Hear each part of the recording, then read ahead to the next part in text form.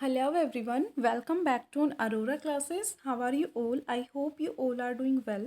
I'm Preeti Ahlawat. I have joined Aurora classes. As you already know, me and Shipra will gonna teach you about all the things and all the content of NET JRF exam. So guys now we can both teach you. आज का हमारा topic है CP and सीटी के बारे में। इससे पहले शिप्रा मैम आपको मनी मार्केट को डिटेल में कवर करवा चुकी है। आज की वीडियो में हम सीपी एंड सीटी को डिस्कस करेंगे। So CD stands for certificate of deposit. अब हम इसको डिस्कस करते हैं डिटेल में। सो सर्टिफिकेट ऑफ डिपॉजिट क्या होता है? आपने इससे पहले पढ़ा होगा प्रोमिसरी नोट के बारे में। प्रोमिसरी नोट क्या होता है? जिसमें हम अगर किसी से पैसे बोरो करते हैं तो हम लिख के दे देते हैं कि इतने टाइम के बाद हम इतने पैसे आपका अमाउंट जो है वो पे कर देंगे। सेम ऐसे ही जो सीडी है वो भी कुछ इसी टाइप का होता है। ये एक प्रोमिसरी नोट ही होता है। सर्टिफिकेट ऑफ डिपॉजिट जो होता है, इसमें जब एक बैंक या फाइनेंशियल इंस्टीट्यूशन जब अदर फाइनेंशियल इंस्टीट्यूशन से या बैंक से पैसा बोरो करते हैं तो वो भी कुछ इसी तरीके का प्रोमिसरी नोट उनको दे देते हैं। और बाद में जो है पेमेंट के टाइम पे वो जब उसको प्रेजेंट करते हैं, अदर बैंक जब उसको प्रेजेंट करता है तो उसकी पेमेंट जो बोरोवर है वो कर देता है। सो सर्टिफिकेट ऑफ डिपॉजिट एक शॉर्ट टर्म डिपॉजिट इंस्ट्रूमेंट है। जब आपने मनी मार्केट को पढ़ा था, एक होती है मनी मार्केट, एक होती है कैपिटल मार्केट। आपने देखा होगा जो मनी मार्केट होती है वो 1 ईयर की जो आपकी नीड होती है कैपिटल की, वर्किंग कैपिटल की, उसको फुलफिल करती है। और दूसरी होती है एक आपकी कैपिटल मार्केट जो मोर देन 1 ईयर, जिसमें शेयर्स, बॉन्ड्स, डिबेंचर्स आ जाती हैं, वो आपकी शेयर मार्केट होती है, कैपिटल मार्केट होती है। तो वो आपकी मोर देन 1 ईयर की जो रिक्वायरमेंट होती है कैपिटल की उसको फुलफिल करती है। सर्टिफिकेट ऑफ डिपॉजिट आपका मनी मार्केट का इंस्ट्रूमेंट है और ये आपकी शॉर्ट टर्म की जो नीड होती है कैपिटल की उसको फुलफिल करता है। सो सर्टिफिकेट ऑफ डिपॉजिट कौन इशू करता है? Banks and financial institutions issue करते हैं। और ये स्कीम लॉन्च कब हुई थी? जुलाई 1989 में इशू हुई थी। और क्यों इशू हुई थी? क्योंकि देखिए, जब पैसे की रिक्वायरमेंट होती थी तो जो बैंक्स थे उन पर ज़्यादा प्रेशर रहता था। और अब जो है बैंक, अदर जो फाइनेंशियल इंस्टीट्यूशन है वो भी इशू कर सकते हैं और सर्टिफिकेट ऑफ डिपॉजिट के थ्रू भी पैसा जो है, फंड जो है वो रेज किए जा सकते हैं। अब बात करते हैं कि इनको कौन इशू कर सकता है।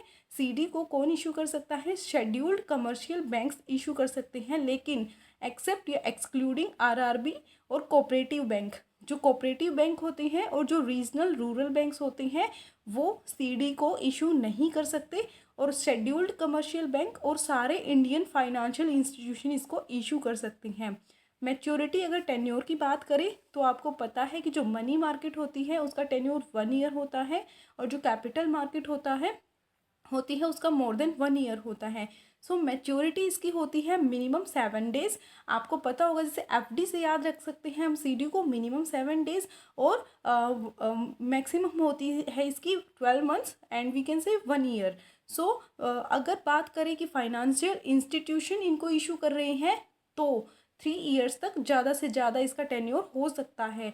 अगर बैंक्स इशू करते हैं तो 1 ईयर, अगर फाइनेंशियल इंस्टीट्यूशंस हैं तो मैक्सिमम 3 ईयर्स। अब बात करते हैं अमाउंट की। तो अमाउंट जो है सीडीज़ का वो होता है 1 लाख और 1 लाख के मल्टीपल में, यानी कि मिनिमम तो जो इन्वेस्टमेंट होगी वो कितनी होगी? 1 लाख। इसके बाद आप 2, 3, 4 लाख जितनी भी करना चाहते उतनी। अब इसके कौन जो है सब्सक्राइबर्स हैं सीडी के? कॉरपोरेशंस हैं, इंडिविजुअल्स हैं, एसोसिएशंस हैं। मींस इन्वेस्टर की अगर हम बात करें तो कौन कौन है इसमें? Companies, trust funds, association, individual, corporation, ये सभी क्या है? इन्वेस्टर्स हैं। किसके? सर्टिफिकेट ऑफ डिपॉजिट के। ठीक है। अब हम बात करते हैं कि इसके लिए अगर आपको सीडी को इशू करना है तो आरबीआई की क्या गाइडलाइंस रहती हैं। The certificate of deposit may be issued at a discount on face value. जैसे कि आपको पता होगा, मान लीजिए हम एक शेयर का एग्जांपल ले लेते हैं। एक जो शेयर है वो 100 रुपीज़ का है, तो जो हम उसको क्या बोलते हैं, वो उसकी फेस वैल्यू है। अगर हम उसको डिस्काउंट पर 5% डिस्काउंट पर इशू करते हैं तो मीन्स उसका जो प्राइस रह जाएगा वो कितना होगा? 95। अगर हम उसको प्रॉफिट पे या प्रीमियम पे करते हैं 5% तो 105 हो जाएगा। तो जो सीडी होते हैं हम उनको डिस्काउंट पे भी इशू कर सकते हैं। फेस वैल्यू अगर 100 है तो हम अगर 5% डिस्काउंट है तो उसको हम 95 में इशू कर सकते हैं। ये होता है सीडी में। बैंक्स को ज़रूरत होती है कि इशू प्राइस के लिए वो CRR और SLR को मेंटेन करे। अब CRR क्या होती है, कैश रिजर्व रेशो, और एक होती है स्टैट्यूटरी लिक्विडिटी रेशो, ये बैंक्स को मेंटेन करनी पड़ती है। Third one is 3 financial institution, कि हमारे 3 ऐसे फाइनेंशियल इंस्टीट्यूशन हैं, IDBI, ICICI, IFCI, जिनको परमिशन है CDs को इशू करने की, और जिनका जो टेन्योर है, जो टाइम पीरियड है, वो 1 ईयर से 3 ईयर्स तक हो सकता है। इससे पहले हमने डिस्कस किया था कि जो CD है उसका टेन्योर होता है 1 ईयर, लेकिन फाइनेंशियल इंस्टीट्यूशन के केस में 3 ईयर्स तक हो सकता है। अब कौन से इंस्टीट्यूशंस के केस में होता है, IDBI, industrial development bank of India, ICICI, IFCI, in 3 financial institution के केस में टेन्योर होता है अप टू 3 ईयर्स का। नेक्स्ट वन इज CDs जो है फिजिकल फॉर्म में, जैसे कि अगर एक पेपर फॉर्म होती है हमारी, अगर फिजिकल फॉर्म में होता है तो वो इजीली ट्रांसफरेबल होता है, इंडोर्स भी किया जा सकता है उसको। लेकिन अब क्या होने लगा है कि जब से कंप्यूटर आए तब वो डीमेट फॉर्म में हो गया, डीमेटेरियलाइज्ड फॉर्म में हो गया है। मीन्स जैसे कि अगर हम बात करें SBI की, तो जो SBI की योनो ऐप है उसमें हम अपना बैलेंस वगैरह कभी भी चेक कर सकते हैं, तो वो चीज़ हमारी किस में है, डीमेट फॉर्म में है, एक तरीके से वो ऑनलाइन है। तो जो हमारे CD हैं वो डीमेट फॉर्म में भी हो सकते हैं, और यहाँ पे कोई भी लॉक इन पीरियड जो है CDs में नहीं होता है।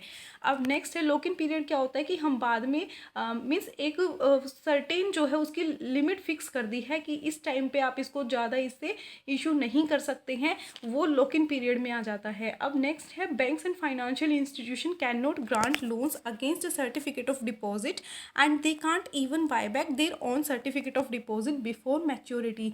अब देखिए, अब हम एक एग्जांपल लेते हैं कि जो SBI है, SBI को पैसों की नीड हुई, तो SBI को पैसे लेने हैं अगर उधार, तो वो अगर रिलायंस के पास जाता है या किसी अदर बैंक से पैसा अगर बोरो करता है, तो क्या करेगा, उसको एक प्रोमिसरी नोट के फॉर्म में उसको लिख के दे देगा। लेकिन अब जो प्रोमिसरी नोट या जो भी दूसरे बैंक के पास है और उसका मैच्योरिटी टाइम पीरियड है अगर 3 मंथ्स का, लेकिन जो अदर बैंक है जिसने पैसा उधार दिया है, अगर इसी बीच उसको पैसे की नीड पड़ती है, तो वो उस प्रोमिसरी नोट को या जो भी उसके पास है उस इंस्ट्रूमेंट को रख के कोलेट्रल करके दूसरे बैंक से पैसा नहीं ले सकता, ये अलाउड नहीं है।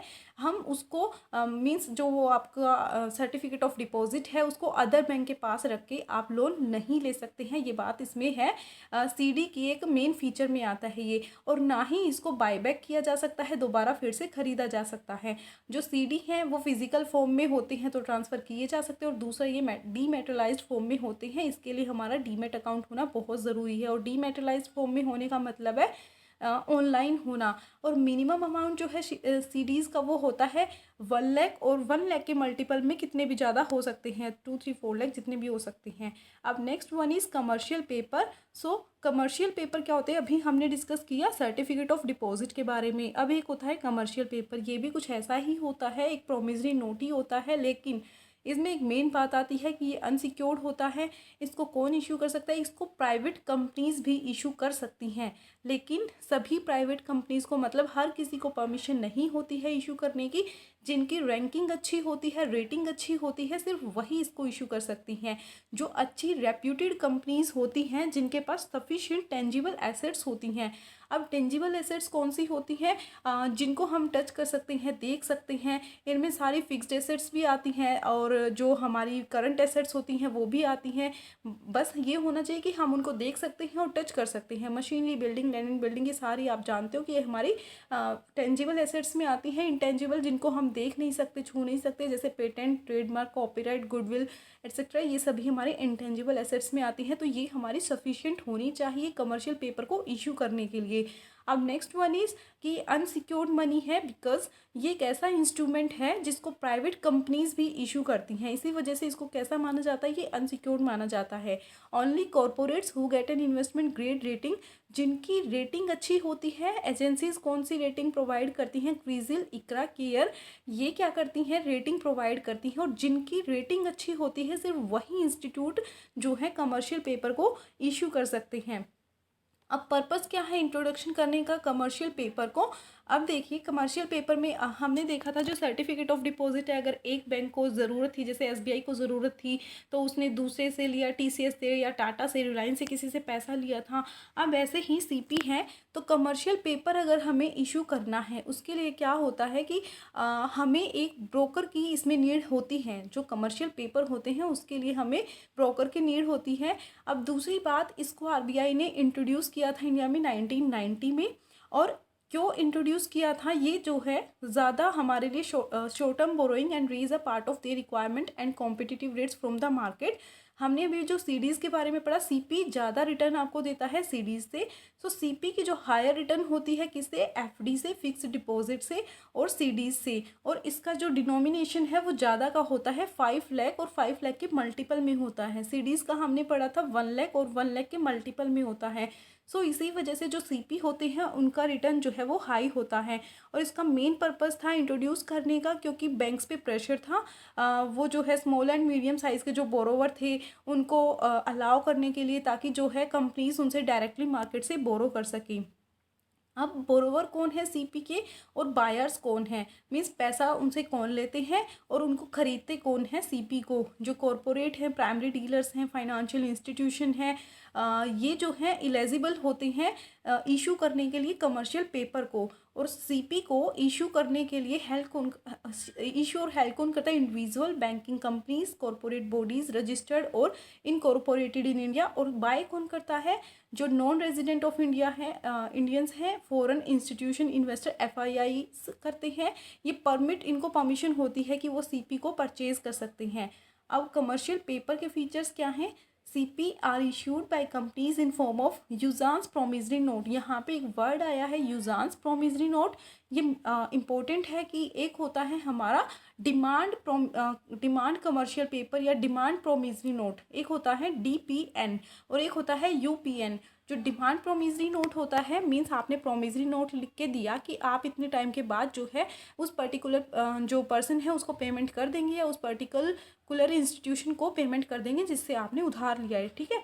अब वहाँ पे आपने एक टाइम लिख दिया है कि अब अगर दूसरे इंस्टीट्यूशन को जिसने आपको पैसा दिया है वो जिस भी टाइम आपको प्रेजेंट करेगा, अगर तो वो डिमांड प्रोमिसरी नोट हुआ, तो जब भी वो डिमांड करेंगे पेमेंट करने के लिए मैच्योरिटी में, तो आपको पेमेंट करनी पड़ेगी मैच्योरिटी से पहले भी। लेकिन जो यूजान्स होता है उसमें एक सर्टेन टाइम पीरियड होता है कि उससे पहले जो है मैच्योरिटी से पहले उसकी पेमेंट के लिए कोई आपको फोर्स नहीं करेगा। मीन्स दूसरी जिससे आपने बोरो किया है आपको ज़रूरत नहीं है तब तक उनको पेमेंट करने की, उसमें एक सर्टेन टाइम पीरियड फिक्स होता है यूजान्स प्रोमिसरी नोट में, ठीक है। अब है banks and financial institution prohibit होते हैं कमर्शियल पेपर को इशू करने से। और दूसरी बात, ये इशू होते हैं फेस वैल्यू पर। इससे पहले हमने सीडी पढ़ा था, सर्टिफिकेट ऑफ डिपॉजिट डिस्काउंट पे इशू हो सकते हैं।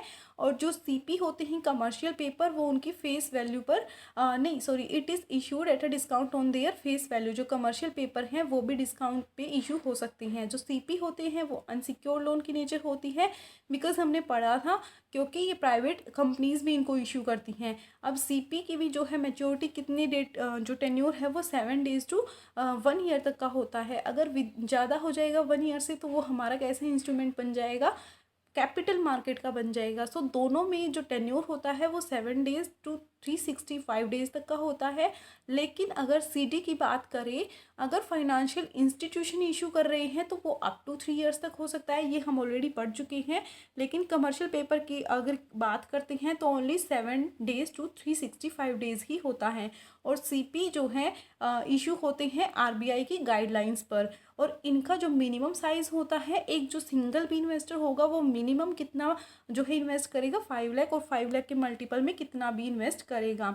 अब सीपी को अगर इशू करना है तो उसके लिए क्या रिक्वायरमेंट रहती है कि जो टेंजिबल नेटवर्थ होती है वो कम नहीं होनी चाहिए 4 करोड़ से, 4 करोड़ से कम नहीं होनी चाहिए।